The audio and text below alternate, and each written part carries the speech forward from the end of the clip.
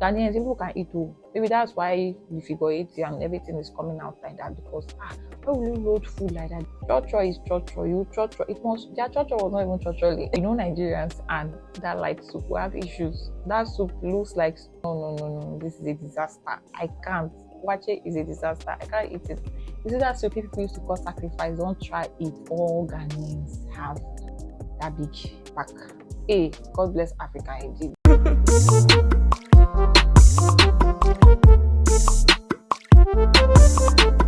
Hey guys, welcome back to the channel and welcome to a new video here. So if you're new to my channel, thank you for stopping by, and please do not make it to your last. Hit on the subscribe button and automatically become a Choplifegeng. And for my returning viewers, welcome back. So in today's video, I'll be sharing my first impression about Ghana as a Nigerian. The ever first time I was in Ghana, what my impression was about Ghana.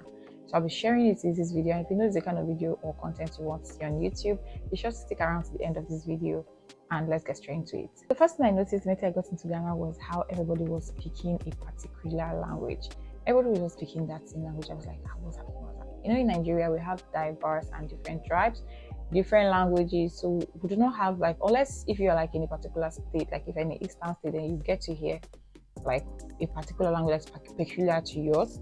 But in Ghana, like everybody speaks a particular language and people understand it.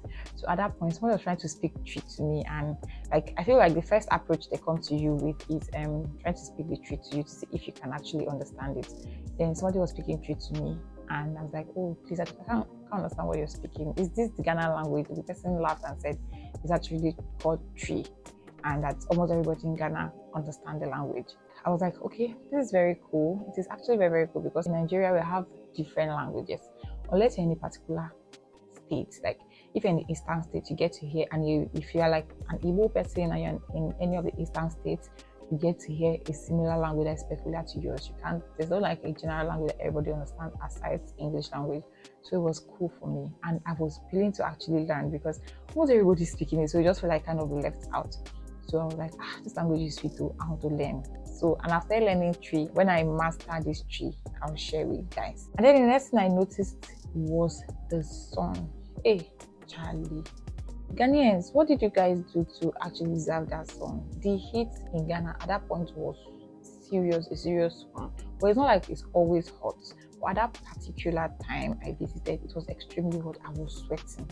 And the worst thing that happened was I wore something thick. I wore something like a two-piece sweater, like, you know, stuff, and I was kind of like, oh, I will never try this whenever I'm visiting Ghana again. And I'm going to tell people, you're not going to the UK, so dress in a way that you can breathe at the end of the day, because at that point it was very hot. I was regretting what I was wearing. I couldn't just wait to get home. Naturally, like, Africa is hot, Ghana is very hot, but sometimes Ghana can be not so hot, because subsequently, as I visited again and again, I think I got used to the environment and Ghana's weather, so it wasn't so hot for me. So when people say Ghana is hot, I was like, I don't think it's hot for me again. No. But that first time, I noticed that it was extremely hot. How we left the airport, we drove directly to one spot like that, because before I came to Ghana, some of my Ghanaian friends were already telling me how nice Ghanaian foods are, like, and how I would love it. I'm not like trying to condemn any of the food, but at first, when I saw the face of the food, I was like, I don't think I'll eat anything aside from rice. So my friend was like, okay, don't worry, I'm going to take you around. Took us to one spot where we had wache, and I was like, no, this is a disaster. I can't. Wache is a disaster. I can't eat it. And he was like, don't worry, you get used to it, that this one safe is not like very sweet, that you take me to another spot in Kaswa. At first, I actually was coming with the intention of trying wache, because most of the times I hear musicians sing like, oh, you know, say, shall we go for wache and stuff like that. So I was like, oh, I really want to taste this wache, because I feel like it's one of Ghana's delicacies, because it's always like coming up in songs, Ghanaian songs and lyrics and the rest. So after eating it, I vowed never to try it again. I was like, nah, this is not good. I feel like every rice I taste is nice. I don't see a bad rice, no matter how you prepare it, even if it's not nice. I just like rice naturally. I can't really judge rice badly. So we went to Barcelos in ACCRA. We got their rice and chicken. The rice was amazing. Hey, you see that rice? I immediately rated Ghanaian jollof over Nigeria, sharp. I don't even look twice. But the rice was nice. It was really, really nice. It became my everyday food. I was eating it every day. I wake up in the morning, I eat rice and Barcelos rice and chicken. I wake up every morning, I eat rice and stock. It was like one of my favorites. It was like my best at a point. And then I was like, no, I don't think I would want to try this soup because Nigerians and that light soup, we have issues. That soup looks like pepper soup. It doesn't look like the actual soup. Our soup is always thick and that soup is watching. How do you expect me to eat this soup now? So I was like, no, me, I don't think I would like this soup. Everybody was trying to talk me into trying the soup and try to tell me how I would like the soup. I was like, okay, no problem. There's no harm in trying. We're here to chop life. Let's try it. And then we went to one spot around 𝐈𝐓𝐃 side. There was one spot like that. I'm going to look for the name of that place. That place is so nice. The light soup there is so nice. And they have this, I think we ate snail and goat's meat light soup. Is it a particular one? If you want to try light soup, I don't like anything fish, maybe. That's why I do not really enjoy the fish one. But is it the one that used to put snail and let's say animals? That one that used to put goat's meat and snail is the main Ubunge one. So when I now finally agreed, I was like, okay, let's go and try the light soup. And I had a taste of the light soup. Okay, it was nice. Like I had 2 wraps because normally they wrap it put it inside a big plate. The foods are always plenty. Ghanaians, people can eat too. Maybe that's why we figure it and everything is coming out like that because why will you load food like that? They don't pack food. I was like, I don't think I will finish this food though. This food is too big. When my friends were like, I should just start eating. It doesn't matter if I finish the food, I can always take it out or something. So I started eating. I couldn't believe that I ate 2 wraps of fufu and that light soup. But I finished my food. I was drinking the soup, eating it. I called my friends, I called my brothers from Nigeria. I say, you guys, you see that soup people used to call sacrifice, don't try it. It is very, very nice. See, you don't judge a book by its cover because we're not used to that particular soup in Nigeria. When we see it online, we say, this one is sacrifice, so this one looks like this. Oh, what is this? Is this not that? Is this not this? Is not Charlie, that soup was so nice. I loved it. And I was like, I will never judge anything again I do not know about. I will never judge. I was really happy I tried the food. The food was so sweet. In fact, it was my highlight of my first week in Ghana. I was talking about the food. Anybody that calls me from Nigeria, I keep talking about it. I say, you guys should come to Ghana and enjoy. You come to Ghana and chop life. I was like, you guys should stop talking down on things you do not know about. This food is the bomb. It was so nice. The next thing I noticed was, is this figure 8 something? I don't know if it's peculiar to only Ghanaian women and South African women. Because, that first 2 days, in fact, because I arrived and then we were touring about eating and drinking and trying to, get familiar with the city, I was not paying attention at that point. But the next day, when we stepped out, my neck was going like this and like this. I was like, what's happening? Everybody has a whole figure 8 in Ghana. Very, very fine shape. And then when I tried to add it, like, it's fufu, abi banku. I should eat banku. Almost everybody in Ghana has a whole figure 8. Then I keep wondering, I start wondering, I'd be like, what's happening? It is very obvious, like all Ghanaians have that big back. God bless Africa, I gave myself a target. I was like, I'll eat banku for straight 2 months. Let me see what happens. But guys, this is going to be a shocker. I ate banku. My stomach was growing instead of my hips, and my back side, my stomach was growing instead. I was like, I think this is it's not just the fufu, it's not just the banku thing, it's a Ghanaian thing. So if you're not from there, I think from when they are still little, the water, they add a lot of things, man. So I didn't even bother myself, but I really admired how beautiful their girls and how, the whole figure 8 something. If you come to Ghana, you will see fine girls. Don't worry.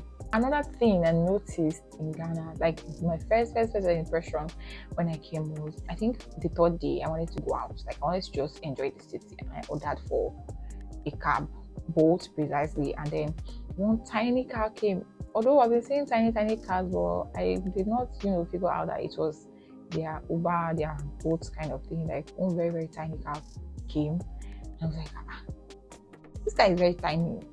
And I enter. And I even think that one, the particular one that came, I had to open the car from the front. So the driver shifted the chair for me to enter. into the car. I was like, these cars, small cars like toys. Mostly picantos. You find tiny cars in Ghana. No, yeah, in Nigeria you also find tiny cars too, but not as much. In fact, most of the cars, apart from personal cars, like most of the cars they drive in Ghana for taxis, Uber, and the rest of it, they are very tiny cars. At first, I was very surprised and shocked, but I got to, get used to the whole thing, and it's not a normal thing for me now. Now, I don't ever expect to see a big car. When I order car, I just wait for my picanto to come.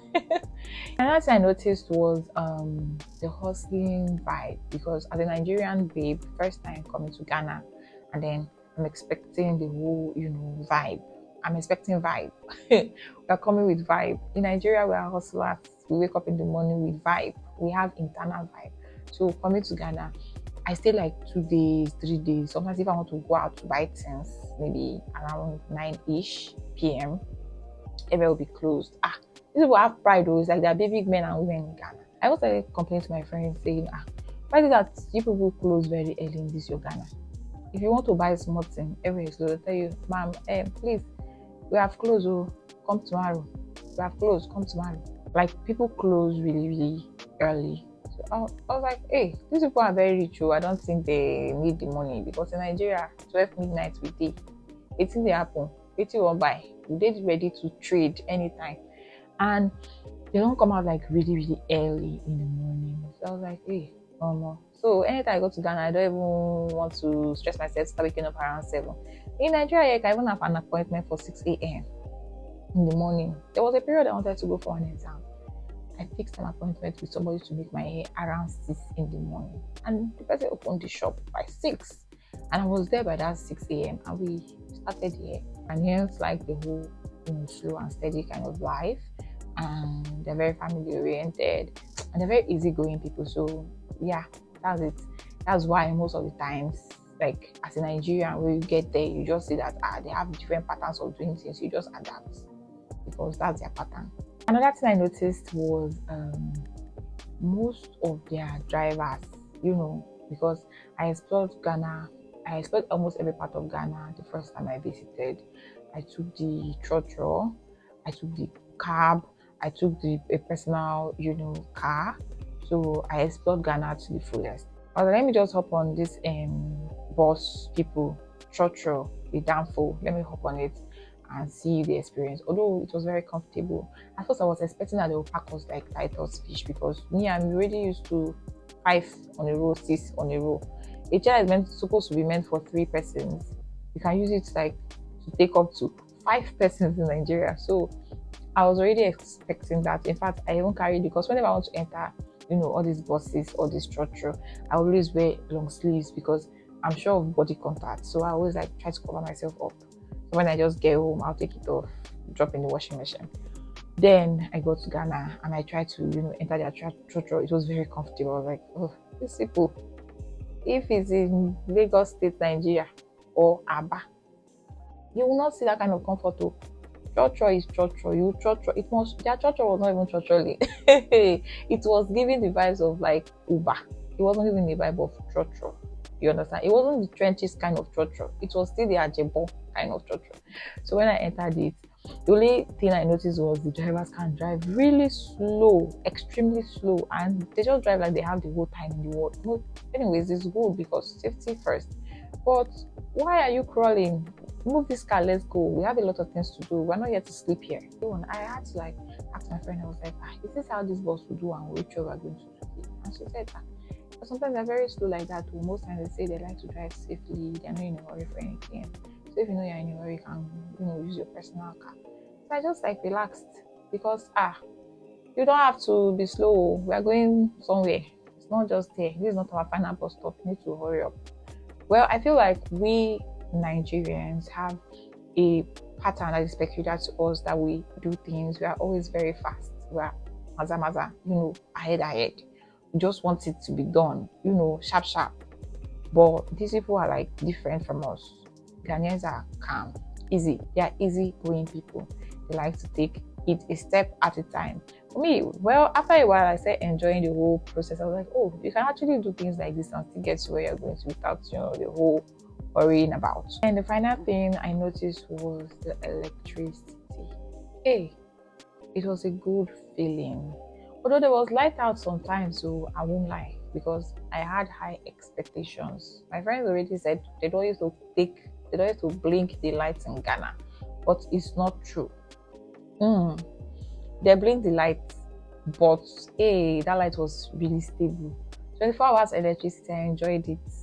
I'll just stay like this. AC will be blowing me from morning to night, I enjoyed the whole stay. My first time I visited Ghana, I enjoyed everything basically, and the stable network. I was like, this is good, because I really did not have so much expectations for Ghana, being that it was Ghana. So I was feeling like, oh, it won't be too much. But coming to Ghana for the first time, my impression about it was just on an average scale. But then I was quite impressed. I was extremely impressed. The food, the people, like the culture, everything, man, it was quite amazing. I even overstayed the time that was given to me my passport. I was supposed to travel back to Nigeria, I think, after 3 weeks. I stayed for like a month plus. I overstayed in Ghana because the vibe was, extremely perfect. It was a good vibes for me. So yeah, we've come to the end of this video. I know you enjoyed it, and please remember to give me a massive thumbs up, share to your friends and your loved ones, leave your comments below, and see you in my next one.